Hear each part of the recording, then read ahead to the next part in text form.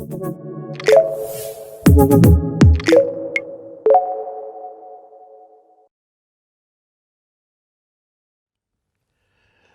I'm Neale Donald Walsch.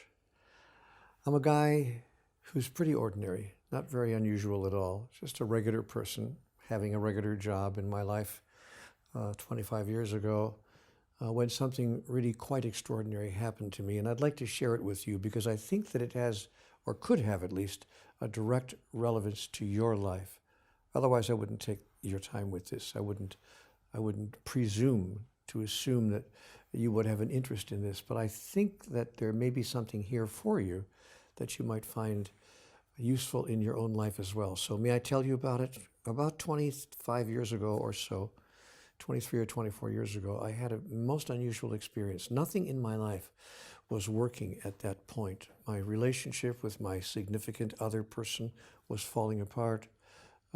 My health was going rapidly downhill. And to make matters worse, I lost my job and I was out of work. And then on top of all of that, I had a terrible automobile accident in which I broke my neck. I had a 3/4 inch fracture. It wasn't like a hairline fracture. It was a 3/4 inch fracture of the 7th cervical vertebrae posteriorly, meaning that I was unable to work and unable to do really much of anything. They told me I couldn't even lift a half gallon of milk with my arm extended because my neck would not support such exertion. So I had to wear a therapeutic collar, what they call in America a Philadelphia collar, that held up my head and supported my head because they said, you know, Neale, your head right now with your neck broken that way is like a basketball being held up by a pin. That's really what you have to understand. And the doctors told me I really should have died. They tell me that 99 people out of 100 who have a broken neck, that's serious, die instantly. And the others, those who do survive, are usually paralyzed for life. And God bless it, I wasn't paralyzed, and of course I'm still alive. So I was one of the very rare people. The doctors said, this is really quite extraordinary, that you were able to walk away from this with only 2 years of rehabilitation. But 2 years is a long time to be in rehabilitation, and I wasn't working. I had no income. I fell through the cracks of the social welfare system, and before I knew it, I was out of money, and I had no way to raise money. I couldn't work, and I didn't want to go to my family or to my parents. My mom had passed away by that point. My father was still alive, but I had too much pride. I didn't want to call him and say, Dad, I need some help. So I didn't. I actually did something really unusual. I lived on the street. That is, I walked the pavement for a year of my life. I had nowhere to live because I couldn't afford to live anywhere. I had no money. I had no income of any kind. So I wound up asking people for money on the sidewalk. Could you spare a little change, a few coins? Could you give me $1 or $2 to get through the day? I had no food to eat, and I had to either buy food or even sometimes I would grab a little food out of a dumpster, out of a trash container that people threw away on picnic day in the park. So it was a very interesting way to live for a year as a street person. I'm telling you this story for a reason. I tell you this story because I want you to know that I understand about the challenges and problems and difficulties in life. I don't understand it theoretically. I don't understand it just conceptually. I understand it experientially. Or as we say in America, been there, done that. And I've been there and I've done that. I've been down and out about as low as you can go, having lived the great human nightmare. No place to live, no place to lay your head down, no place to sleep, sleeping on the ground, sleeping outside for a year, not just for a couple of weeks or a couple of months, but for one solid year of my life.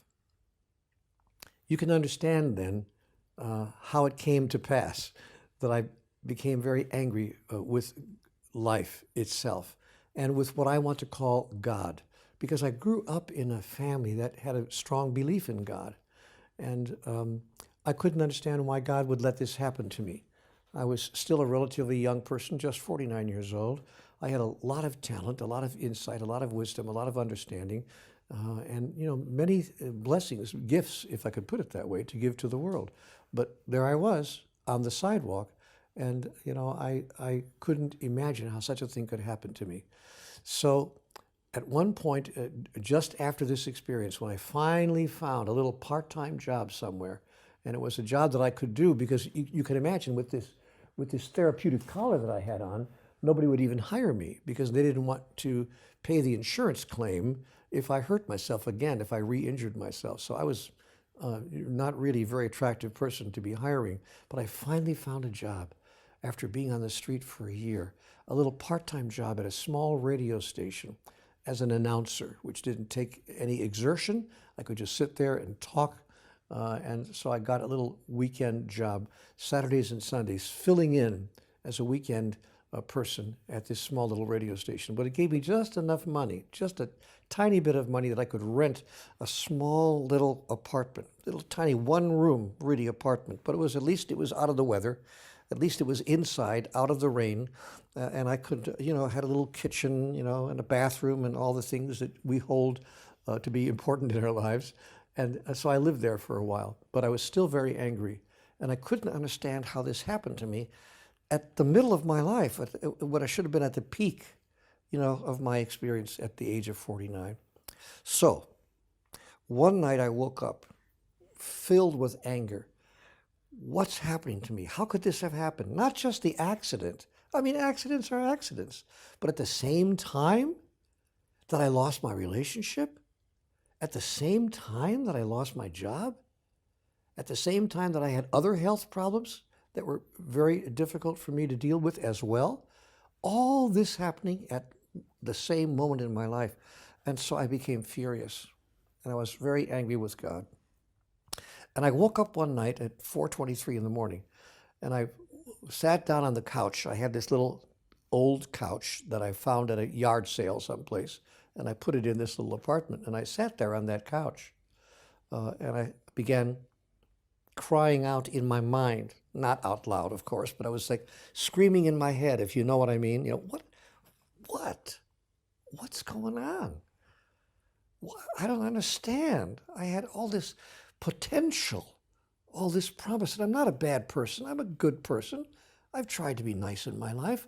I've made a few mistakes, sure enough, but I've tried to make it better, and I've tried to be a good person. What have I done to deserve a life of such continuing struggle? I can recall calling out to God, what does it take to make life work? Tell me the rules. Give me a list. I promise I'll play. Just tell me the rules.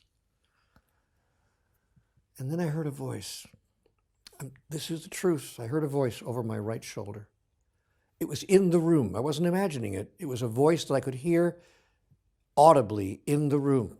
And the voice said, Neale, do you really want answers to all of these questions? Or are you just venting? Are you just getting it out? And of course, I turned around. There was no one there. And I thought, oh, great. That's terrific. Now, not only am I angry, but now I'm losing my mind. There's nobody there.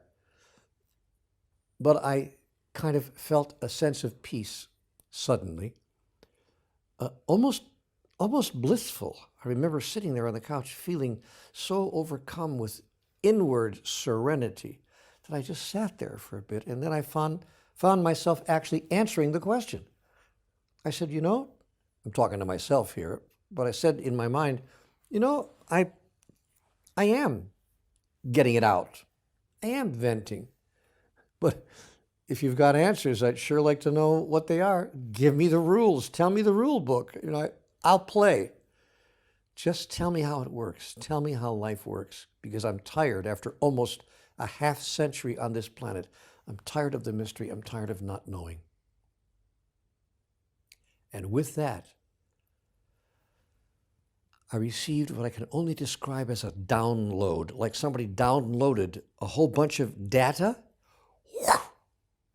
and I suddenly had answers to many of those questions. But the answers that I was given were so unusual, so extraordinary, so other than what I had been taught as a child about everything, that I began having questions. I began thinking to myself, how can that be true? Wait a minute, that can't be true. What about this? What about that? And I found myself asking questions. Now, on the coffee table in front of me, as it happened, was a yellow legal pad. And I picked up the yellow legal pad and I began writing my questions. And I began writing the answers that I was receiving to every question I asked, because as I asked the questions, I received the answers. All I can describe it is I heard the answer in my mind. Now, the voice was not outside of my head anymore, back here. It kind of like entered my mind, and it was like the sound of my own thoughts. You know how when I talk about the sound of your own thoughts, how your thoughts sound to yourself? It's kind of like a voiceless voice, a voice that's there but you can't hear it, the sound of your own thoughts. That's what I was hearing, except that they were not my thoughts. They were ideas and concepts and messages that were coming to me that I never thought of before, especially not in that particular way. By the end of, and I began writing it all down, of course. I was writing like crazy to make sure I didn't miss any of this, because I never had an experience like this before. Now, you have to understand that I never imagined anyone would ever see this. I thought this was a personal, middle-of-the-night journaling process. It didn't occur to me that someone else would ever see it.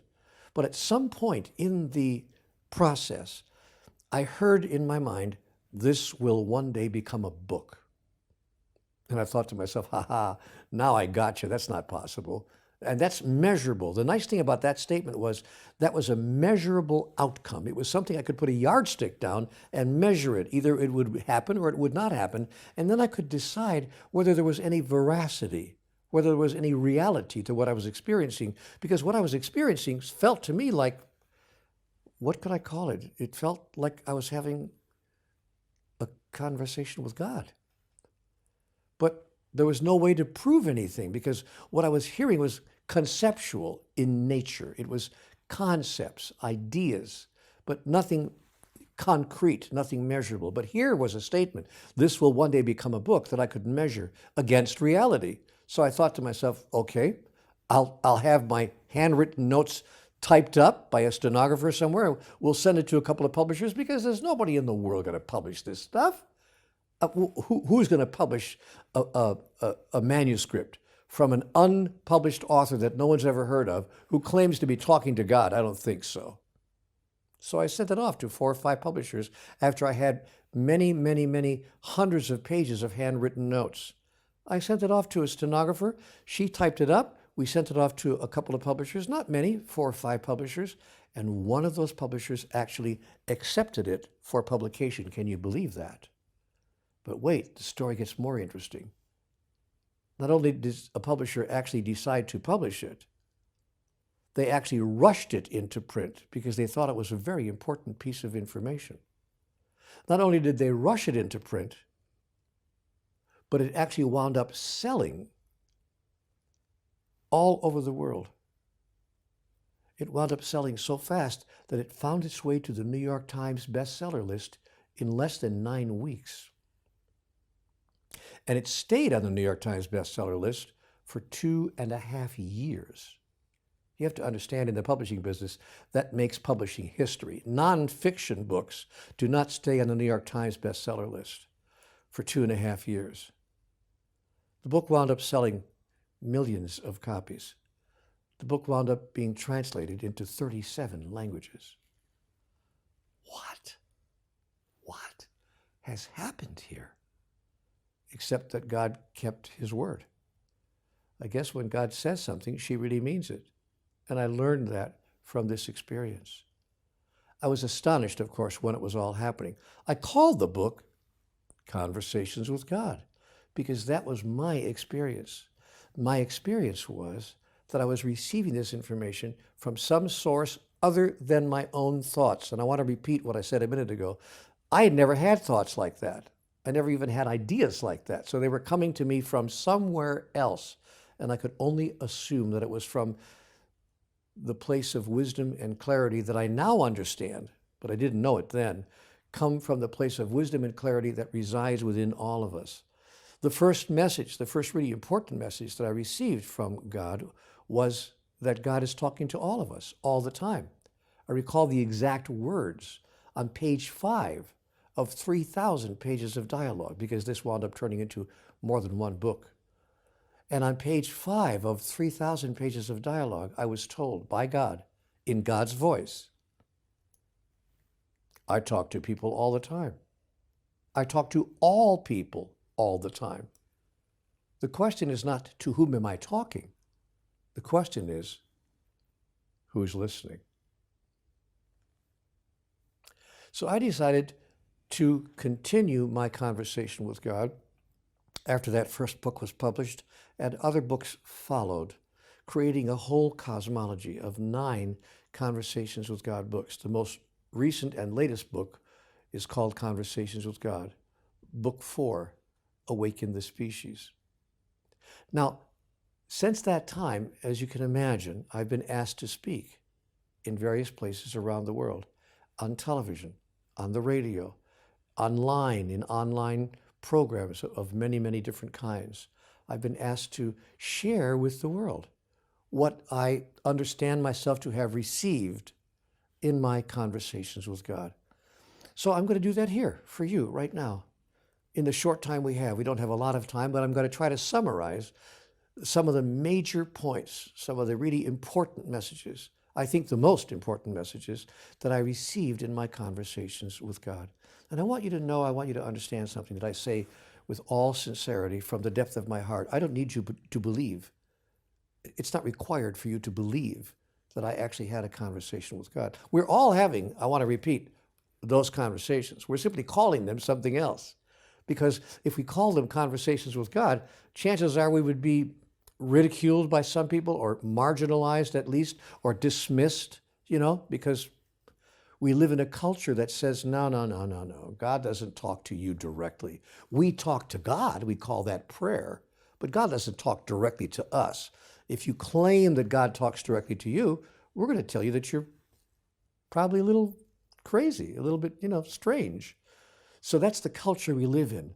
So even though most people are having conversations with God, they call it something else: inspiration, an epiphany, a moment of enlightenment, perhaps, a great idea, women's intuition, all kinds of names we give to the same experience because we don't dare call it what it is: conversations with God. Now, the reason we don't want to say conversations with God is that we think that God is out here someplace. But when we truly understand that God is not out here someplace, but that God lives inside of all of us, that a part of God lives within every single sentient being in the universe, then we realize that when we talk about conversations with God, we're really talking about accessing and interacting with the place within us where wisdom and clarity and understanding and comprehension and awareness resides. And that place exists in every single human being. God wasn't kidding when she said, I talk to everybody all the time. The question isn't, to whom am I talking? The question is, who's listening? So now, as you can imagine, I've been receiving invitations, and have been now for 20 years, more than 20 years, from people all over the world, from organizations, from churches, from individuals. Could you please come out and talk about your experience? Because you see, when several million people wind up buying your books, it's a sign that somehow or another something important has happened. And it isn't just like 2 or 3 or 2 or 300 or even 2 or 3,000 or even 2 or 300,000 people agree with you or find it interesting. The fact is, it's 2 or 3 or 4 or 5 or maybe 15 million people who have found a level of agreement and a level of harmony with what you have brought through. So now I want to share with you some of the most important points that have come through in this material, okay? There's just a number of them, and I think you might find it interesting to see what are the most important messages of conversations with God. The first most important message of conversation with God is, we are all one. That was the very first thing that God said to me in answer to my questions. We are all one. That is, there's only one thing in the universe. Only one thing exists, and all things are part of the one thing there is. That means that there's no separation between us and what we call God or the divine, divinity itself. It's all one thing. And so I was invited to let go of and to release any thought that I might have had that, I was separate from God. I'm a little lowly human being down here. And, I did believe in God, by the way. I should tell you this. I was not an atheist, nor was I even an agnostic. I actually believed that there was a being called God, but I thought that God was, up there someplace, and that somehow my theology taught me. I was born and raised as a Roman Catholic. So as a Catholic, I believed that God threw me out of paradise, tossed me out of, in the form of Adam and Eve, and that I was born in sin, and my job was to somehow get back to God. And I didn't know how to do that. I mean, of course, the church told me how. Just obey the rules and follow the 10 Commandments. And here are the list of do's and the list of don'ts. And, if you're a good boy and you get through your life without making too many major mistakes, you'll get back to heaven. But that was the way I lived until I got to the place in my life at the age of 49 when my life fell apart. My relationship ended. My health fell apart. I lost my job. And then I had an automobile accident in which I broke my neck. And so, of course, I said to God, wait a minute. Not fair. I've played by the rules, most of them. I'm not that bad of a person. Why am I being punished like this? God said, you're not being punished like this. It's not about punishment. But I will explain to you how life works, and then you'll understand not just what's happened to you, but why it's happened to you. So let's start at the beginning. God said, let's begin at the top. We are all one. There's no separation between you and that which God is. And that was the first message that I received in the Conversations with God material. I'll explain the implications of that in just a bit, but let me go to the list of the messages, and then we can talk about them in some greater detail. Yes? Message number 2, after I was told we are all one, the second message I got, there's enough. There's enough.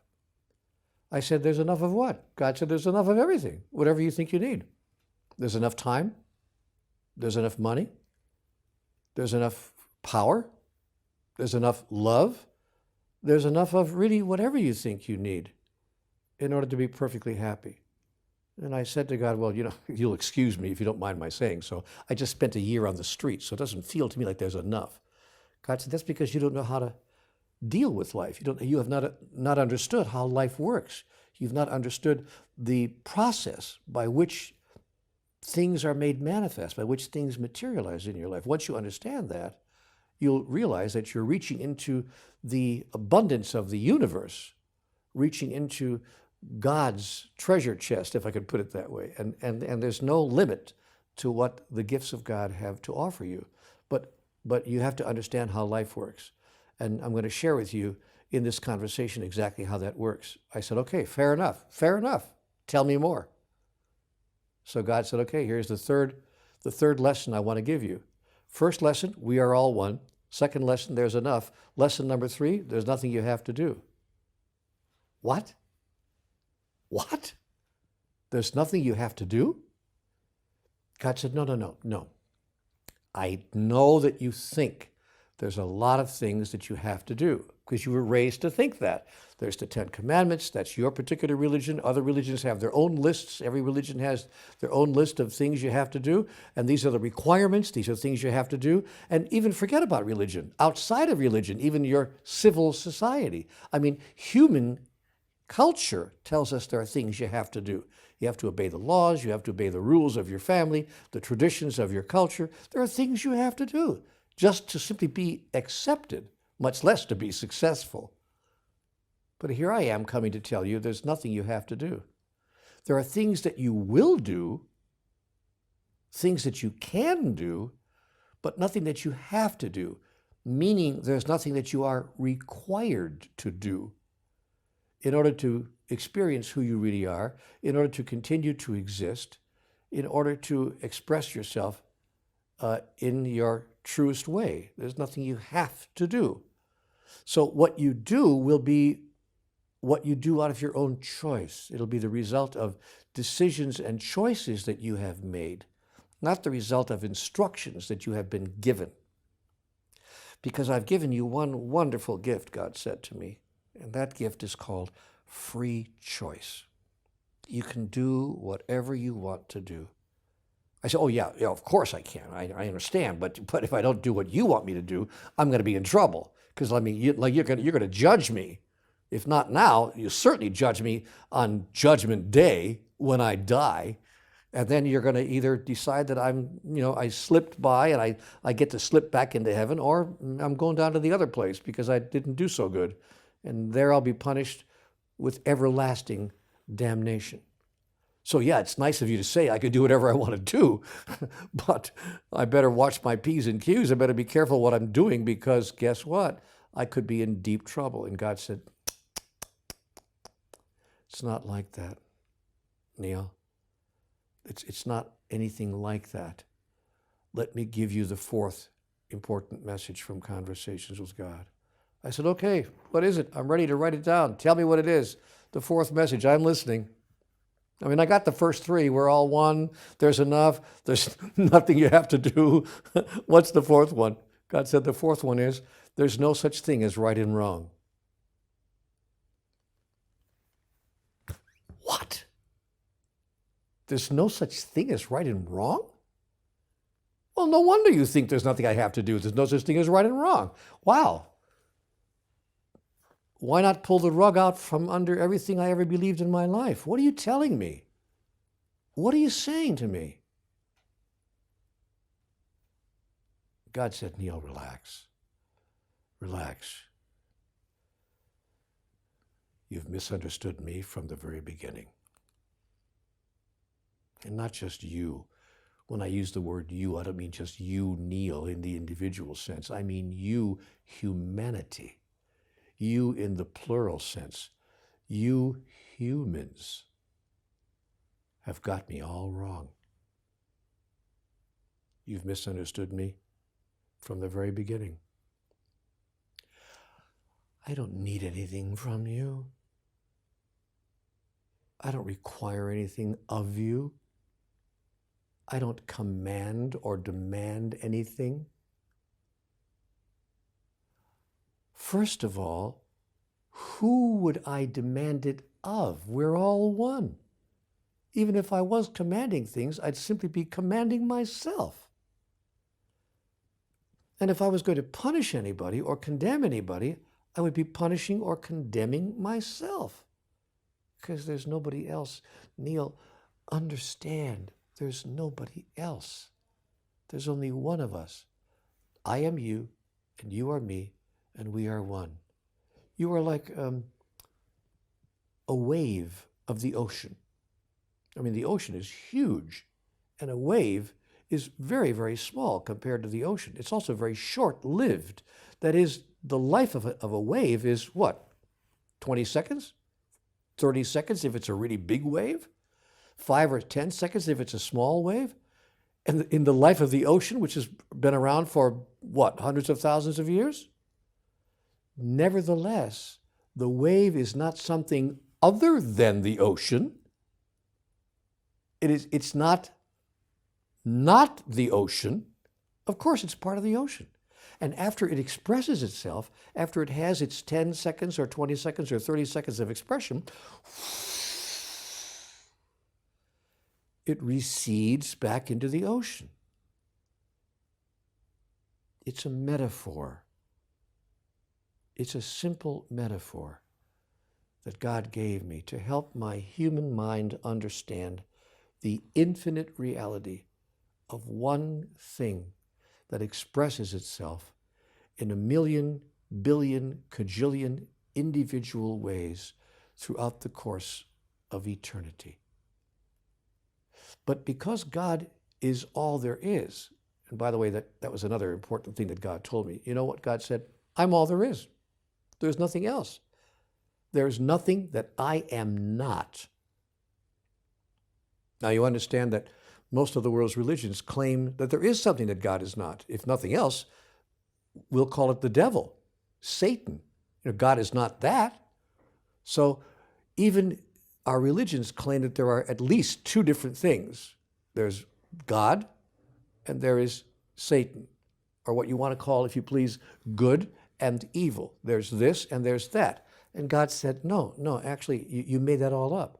There's a reason why you made it up. I'll explain to you why there is that dichotomy, why there is the opposite. There's this and there's that. I'll explain to you in a little bit why there is, not just good and evil, but up and down, left and right, big and small, fast and slow, here and there, now and then, before and after, male and female, created he them. I'll explain all of that to you, but you're right. There are those differences, and there are those extremes at each end, hot and cold and all the rest, but it's all part of one thing.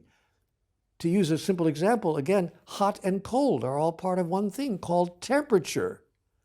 The single thing is called temperature. It can be either hot or cold, but it's all a particular thing called temperature expressing itself in different ways.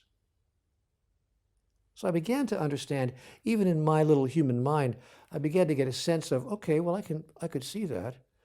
God said, therefore, you need to know that I have no one to judge, no one to punish, and there's nothing that I want or need from you. How could I want anything or need anything when I am everything I could possibly want? How can I need anything when I'm everything that I could possibly need, including not just physical stuff, not just the physical universe, the cosmos with all its wonder and glory, but I also have every emotional experience I could possibly ever need. I don't need you to give me adoration. I don't require you to give me love. I am the love that you would give me. I am that which you can't give me anything that you didn't get from me. Did you hear that? You needed to hear that. God said to me, I am everything that you would give me. It came from me. Where do you think you got it to begin with? So when I began to understand these intricate interweavings of ultimate reality, of course it shifted and changed my whole awareness, my whole consciousness around the experience that many people around the world call God. And we use other words, to mean the same thing, Yahweh, Brahman, Jehovah, whatever word it suits us to use in our particular language and culture, but we're all talking about the same thing. We're talking about that essential essence that is that ineffable reality, the pure energy that we call that which is divine. And everything is made up of that energy. Everything is made up of that essence, including you and including me, and including every expression of life, physical and non-physical, both on the earth and everywhere else in the universe, everywhere else in the entire cosmos. We're talking about all the same thing. I said, okay, I get it. So there's no such thing as right and wrong. Wow, that's a tough one for me to get. I mean, how could I live that way if there's no such thing as right and wrong? God said, well, I can give you a new measure by which to make that wisdom helpful and useful and beneficial. There's no such thing as right and wrong. That is moral right and moral wrong, because you can't offend, hurt, or damage or injure God, disappoint, or anger God in any way. But there is such a thing as that which works and that which does not work, given what it is you're trying to do. So it's not a matter of morality, it's a matter of functionality. It's a matter of what functions in terms of what it is you are trying to do. And God actually gave me an example. He said, supposing you're traveling west in the United States, and you're heading toward the west coast of the United States, and you get to the shoreline where the Pacific Ocean meets the land, and you want to go to Seattle. But you turn left and you head south towards San Jose. I said, okay, supposing I did. Maybe I made that mistake.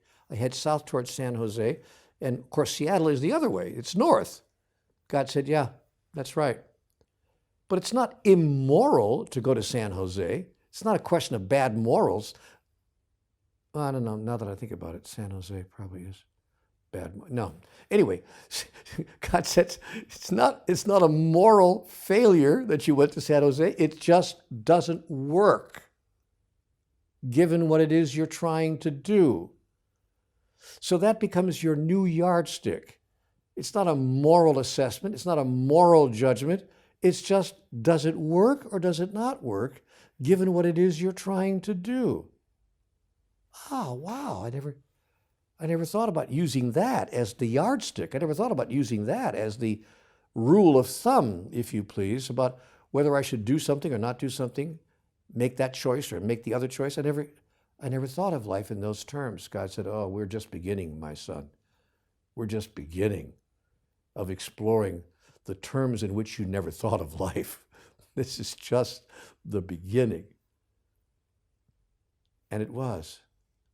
Much more was given to me and shared with me by God and shared by me with millions of people around the world.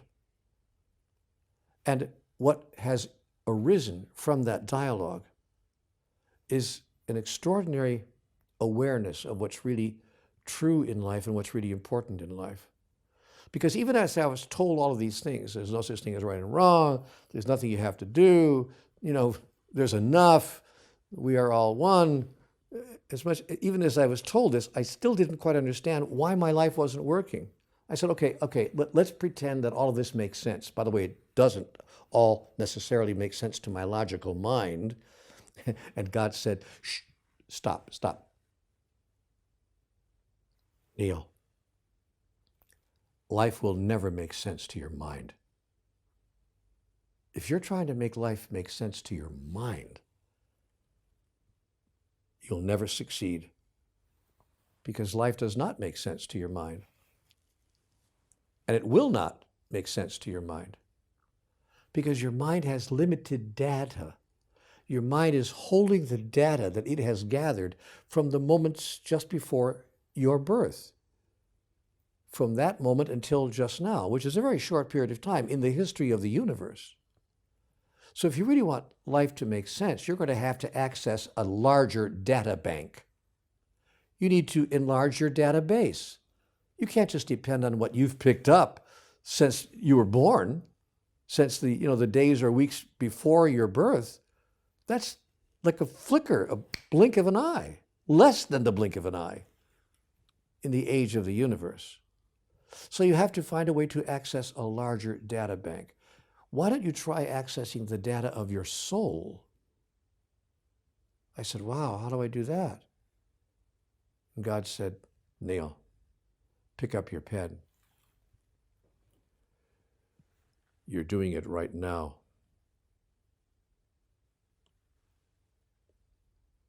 You're doing it right now. Keep writing. And be clear that you are not the only one who's doing it right now. Be clear that everyone has the magic pen in their hand. That is, everyone has the ability to access the eternal data and the everlasting wisdom of the soul. It's just that most people don't believe it. You didn't believe it either until it was happening to you. And most people don't believe it. Blessed are they who believe yet do not see. There are only a few who believe even after they see. So God said to me, we have an opportunity here. If you'd like to join me in this, you can actually share this with the rest of the world. And maybe a few of them will believe it too, because they see you as a regular person. You're not like this, a walking guru. You're not the Pope or some saint or some living icon. You're just a regular person. You're actually, at best, a broken messenger. You're a broken messenger. You're not even living or walking the truth, but you are understanding it for the first time in your life, and you're sharing it. So maybe people will hear it from you a lot faster than they would hear it from some saintly figure or from some spiritual master or from some modern guru. Maybe they'll see you as just an average guy, which is exactly what you are, just telling everybody what you've come to understand and sharing with them the struggle that you are having as well, living up to it. That's the biggest struggle of my life. A lot of people have asked me that question over the past 25 years. What's the biggest challenge of your life? The biggest challenge of my life is living into what I've been given to share. hasn't been easy, because these concepts are so different from what I was taught in my culture, in my society. And here's the biggest difference of all. I said to God, okay, why isn't my life working? Message number 5 of the most important messages I received in conversations with God. I said, why isn't my life working? I mean, I can't get it to work. Look where I am. I'm 49 years old. Look where I wound up after living half a century on the planet. And God said to me, sit down. You're going to need to sit down to hear this. This is very important. All right. Okay. I'm ready. What do you got? God said, Neale, the problem is very simple. I can almost hear her chuckling. She was actually chuckling about this because to God it seems so simple. She said, Neale, the problem is you think your life is about you. And your life has nothing to do with you. It's about everyone whose life you touch and the way in which you touch it.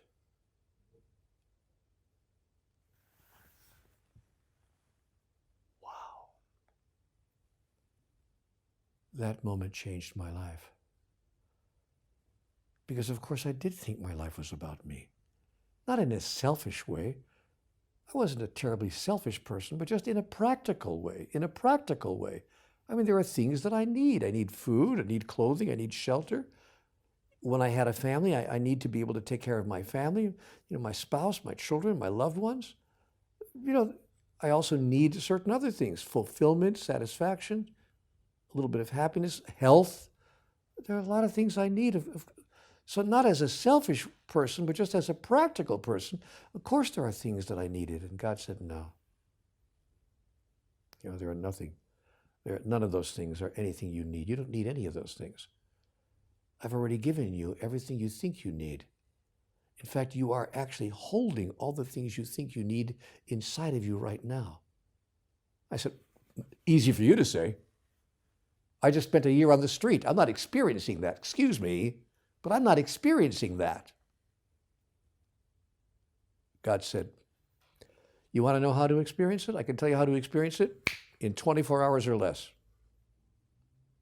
You want to know how to experience that you have nothing that you need? I said, yeah, please, if you don't mind. I don't want to be, like a wise guy here, but yeah, if you don't mind, how about telling me? God said, it's quite simple. Give away to others what you think that you need in your own life. Whatever it might be. You need more money? Find someone else who has even less than you and give it away. You need more time? Find someone else who has less time to give than you and give them some of your time. You need more love? Find someone who has even less love than you are receiving and give them your love. Whatever it is you think you don't have enough of, food, clothing, shelter, whatever it is that you don't think you have enough of, give to somebody else. I said, wait a minute, how can I give it to somebody else if I don't have it? I don't have the experience that I have enough. God said, you have enough. And the moment that you share what little you think you have, in that moment you will experience, oh my gosh, I actually had that. I actually had enough to give to somebody else. Wow. I didn't think I had enough. And in that moment, when you give to someone else what you think you don't have enough of, you will become aware that you not only have enough for yourself, you do in fact have enough to give to somebody else. And that awareness will create an energetic signature. That is, it will tell the universe what it is you seek and choose to experience, because the universe is a Xerox machine. It just copies and sends back to you whatever you send to it, in the form of your thoughts, your words, and your actions. And here's a great secret that God shared with me. I know you've heard this before. I know you've heard these kinds of things from other teachers and from other messengers, but bear with me because it's always useful and helpful to hear it again. And maybe you've never heard it in quite this way. Maybe you've never heard it with quite this kind of language. God said to me, you know what, Neale? I know you think I'm talkative. I know you think I've got a lot to say, but the truth is, at the bottom line, I have only one word that's important to me. I really have kind of like a one-word vocabulary. I said, really? What's the one word? Yes.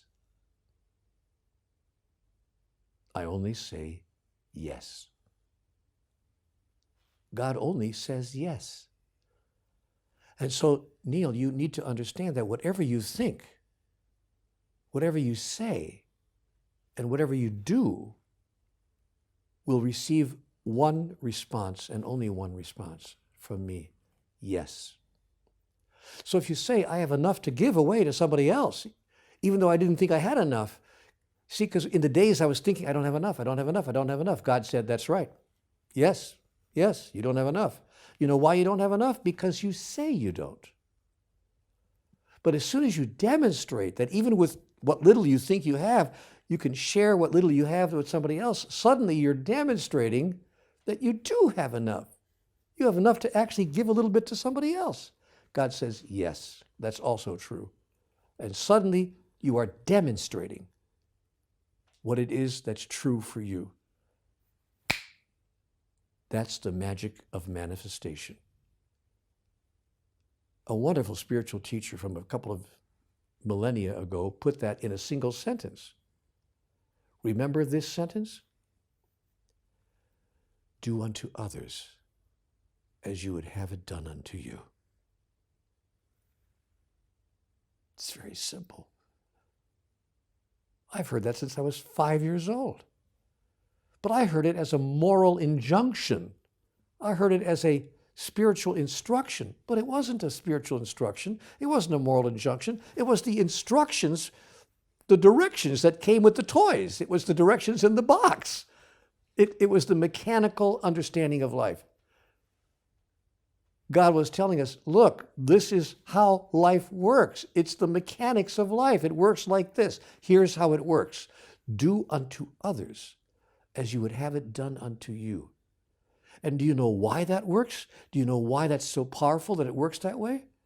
Because what you do unto others is being done unto you, because there's only one of us. And so what you do for someone else, you automatically do for yourself. And what you fail to do for someone else, you fail to do for yourself. Neale, it's really quite simple. Wow. You know what? You know what, guys? It really is very simple.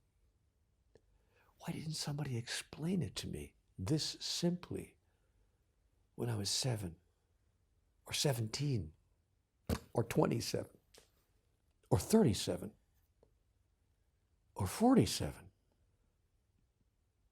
Why did I have to wait 50 years to understand something so simple, so easy, and so wonderful? Wow. So my life is not about me. It's about everyone whose life I touch and the way in which I touch it, because how I touch other people's lives is how life will touch me. That's why. Not because it's morally correct or spiritually elevated, because it's mechanically perfect. It's a mechanical system, guys. It's called metaphysics. It's how the energy of the universe works. You'll excuse me when I talk about things like this, because I wind up getting a little tearful at my own stuff. Now, I know to a lot of you this might seem very simplistic. I'm sure there are some of you who are listening to this now for the last few minutes and thinking to yourself, yeah, I've heard all this before, and you probably have. But I'm sharing it with you from my heart because I want you to know that if you decide to not just remember that you've heard this before, but actually apply it in your life, that is, actually step into the living of it, you can not only change your own experience, your own day-to-day outcomes, you can in fact be one of those people who can change the world. You can in fact be one of those people whose life could touch thousands, hundreds of thousands, maybe millions of other people, simply out of your desire to embrace these ideas, these notions, these thoughts, and render them functional and not simply conceptual in your life. Oh, there's more that God gave me as well. Many, many more wonderful messages and important messages. Among the most important messages are items like what I want to call what you resist persists, the law of opposites. It's another principle that God gave me in the Conversations with God dialogue. He said to me, Neale, let me help you understand something so you really can understand. If you want to talk about mechanics, if you want to talk about the metaphysics of the universe, this is really important. This is one of the most important things you could ever understand. Neale, what you resist persists. No one ever told me that either. In fact, I got to be almost 50 years old, and no one ever told me that in such simple language, in such simple, direct terms. What you resist persists. Because the energy of resistance creates resistance in the energy that's coming to you, and you've got two things resisting each other, and they can't meld, they can't become one. You don't have any opportunity to really change the conditions because the act of resisting what it is that's coming toward you places it there even more strongly. Two resistant forces, not like magnets that push each other apart, but bring each other together, and you're in a constant struggle. So God said to me, Neale, end the struggle. Stop struggling. Step into what is coming to you, and the metaphysical mechanics of the universe will start to work in your favor. This is called the law of opposites, and you need to understand how the law of opposites works so that you can actually welcome with joy what you were trying to resist and even condemning before. What are you talking about, God? I don't understand half the stuff you're saying here. What do you mean? What's the law of opposites? God said the law of opposites is really quite simple. Here's how it works. The moment you declare yourself to be anything, the moment you embrace any notion, idea, or thought about yourself, any desire about yourself and life in general, everything unlike it, everything other than what you are calling forth will come into your life. I said, oh, that's great. Thanks. Thanks a lot. That's cool. What's good about that? I should welcome that? God said, yes, actually you should. Why? Why would I welcome the opposite of what I want to experience? God said, because unless the opposite shows up, you can't experience what you want to experience. You know what? I said, I don't understand what you're talking about. You lost me again. You lost me. You keep on losing me here. What do you... God said, Neale, relax.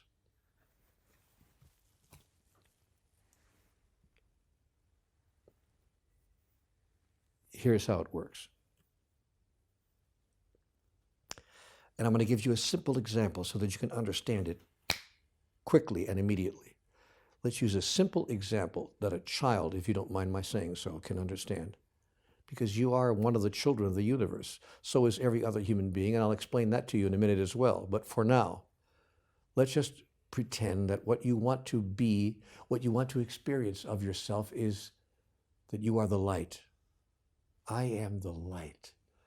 It's an interesting thought, by the way, because a lot of people in the so-called New Age movement have a habit of saying things like that, you know? I am the light. I'm the light of the world. Or at least I want to be. I want to be the light. I want to be the light. God says, great. You want to experience yourself as the light? No problem. We can make that happen. But guess what? You can't experience yourself as the light if the light is all there is. You can't experience yourself as the light if there's nothing else but light. Because if there's nothing else but light, you are like like a candle in the sun. I mean, you're there all right, but you can't experience yourself because you are one of a million, cajillion, quadrillion other candles. And so you can know that you're there, but you can't experience yourself as that which you really are. It's impossible to do that. I'm going to turn my phone off right now because I noticed that my phone was ringing while we were talking here. Let me just take the call real fast. Hello. I'm doing the best I can. Okay. Thank you, God. Okay. I'll do. Thank you, sweetheart. Thank you. He calls me now and then right on the phone. You know, just get these calls now and then to kind of straighten me out. He said, I want you to help people understand. So here's what she just said to me. If you want to be the light, you can't stand in the sun. Got to go find a cave someplace where it's what? Dark.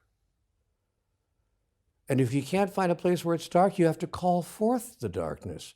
You will literally, actually call forth the darkness so that you can experience yourself as the light. And in the moment that the darkness arrives, you will understand, if you're a metaphysical master, if you're a spiritual master, you'll understand that you called forth the darkness, that the darkness is not really real. It's fictional. It's an illusion. It's just, you're like a magician who has forgotten his own tricks. Do you know that, Neale? You're like a magician who has forgotten his own tricks. You're pulling the rabbit out of the hat and you think it's real. You forgot that the rabbit is a trick. The darkness is a trick. In a sense, it's a contextual field in the physical universe that we have created in order that we might know ourselves as the opposite of that. Unless the opposite of what you decide you are appears, you can't experience it. You can't experience fast without slow. You can't experience up without down. You can't experience here without there. You can't experience male without female. You can't experience what you call good without what you call bad. You can't experience anything without its opposite number. That's why you live in the realm of physicality where things exist relative to other things. Do you see that? Wow, I said to God, nobody ever explained it to me that way before. Now that you explain it that way, I can see. God said, therefore, you will actually welcome that which opposes you.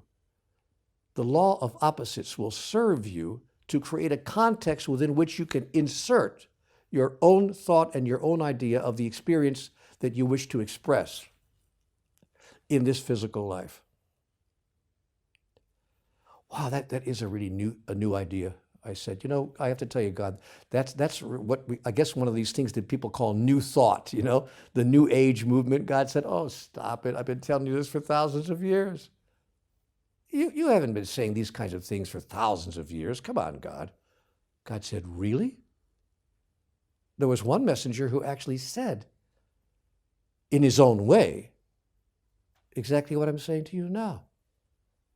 He said, love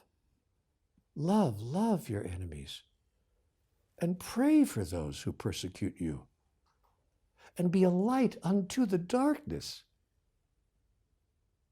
Raise not your fist to heaven and curse the darkness not, but be a light unto the darkness, that you might know who you really are. And that all those whose lives you touch might know who they really are as well. Oh my gosh. It's so simple. It's so simple. I didn't understand. Lao Tzu told us this. The Buddha told us this. You know what the Buddha said?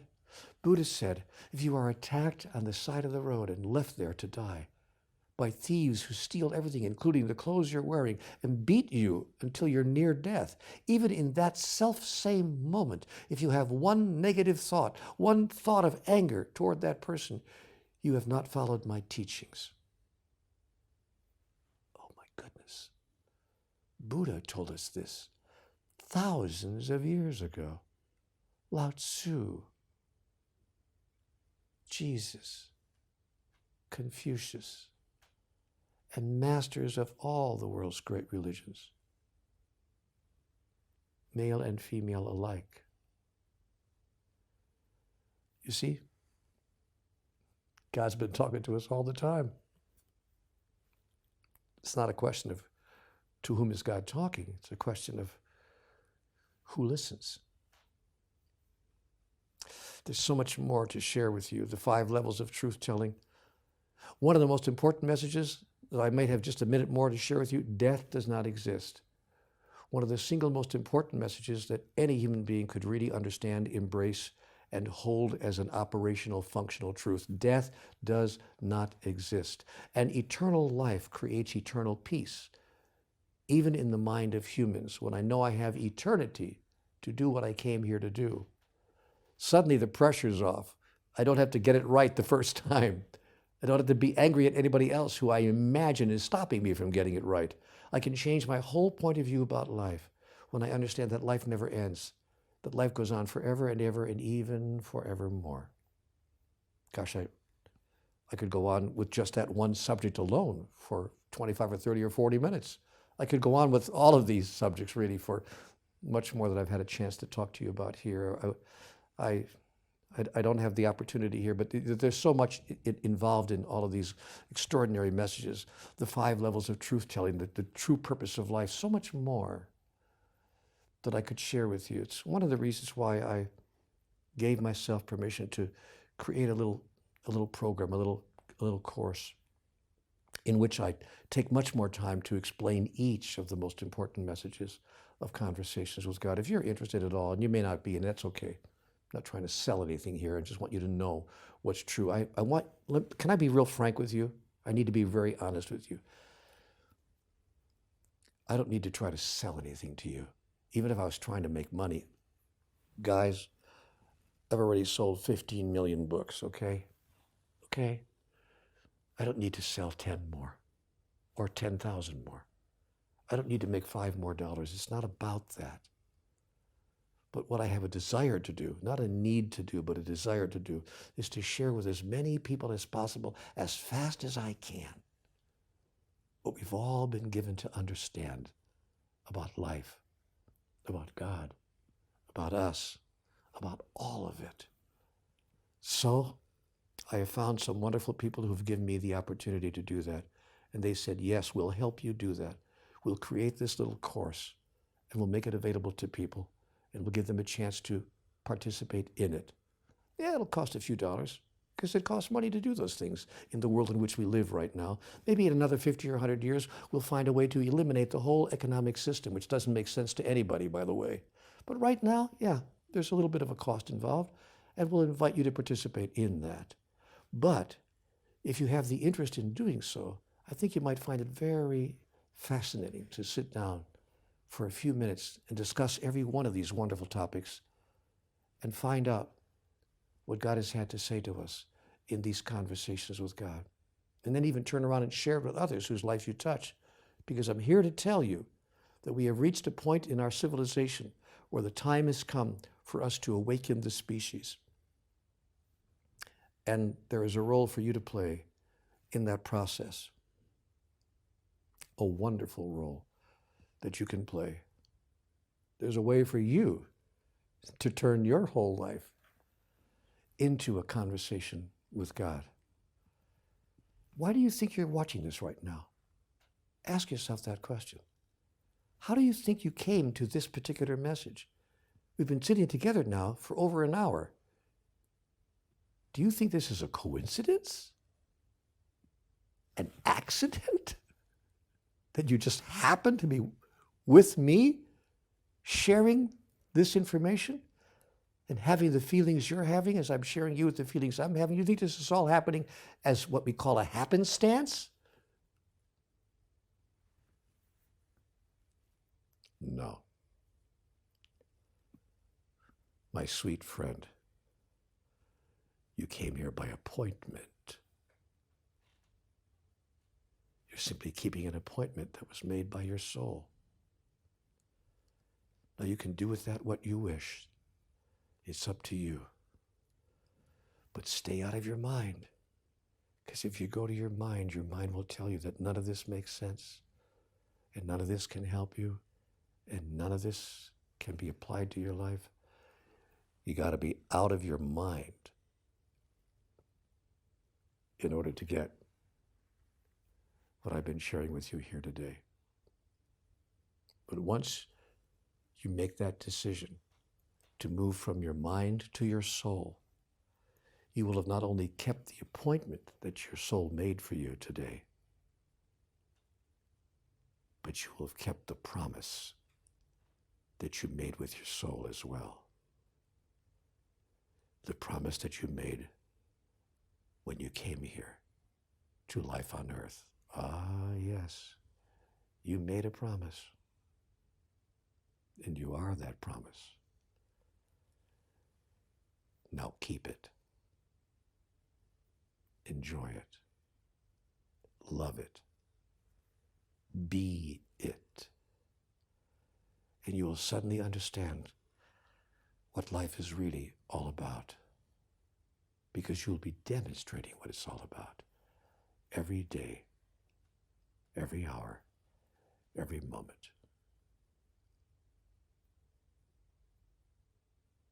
Goodbye for now. I'm sure we'll touch each other's lives again.